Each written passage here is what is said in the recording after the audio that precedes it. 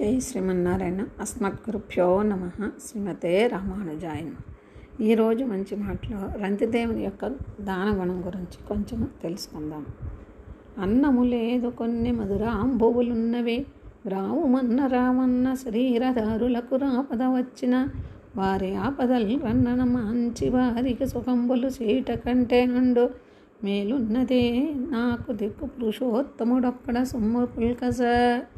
విశ్వామిత్రుని తపస్సు చెడగొట్టి అతని ఎంత ఆడవ శిశువుని కని మేనక స్వర్గానికి వెళ్ళిపోయింది.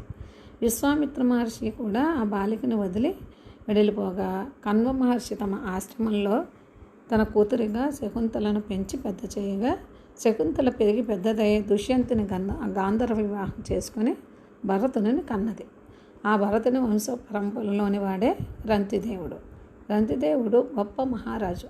కానీ అతని దానగుణము వల్ల అతనుకున్న ఐశ్వర్యాలు హరించుకుపోయాయి.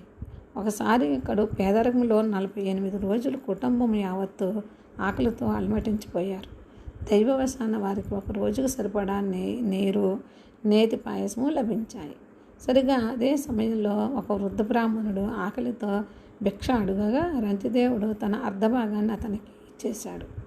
ఇంకొక క్షణములో మరొక అన్నార్తి రాగా రెండవ భాగంలో సగము కూడా భక్తితో సమర్పించాడు.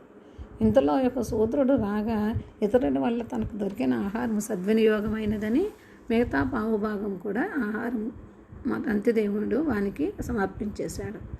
వారికి ఇక నీరు మాత్రమే మిగిలింది.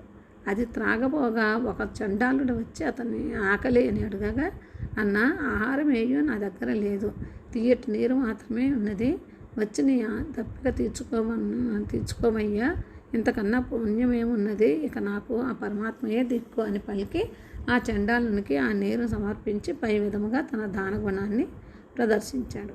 ఇలా ప్రాణాలు పోతున్న దానగుణము వీడని రంతిదేవునికి బ్రహ్మాది దేవతలు ప్రత్యక్షమై దానానికి వచ్చిన వారందరూ మేము సృష్టించిన పాత్రలయ్యని చెప్పి విష్ణుమాయని ప్రస్తుతించారు.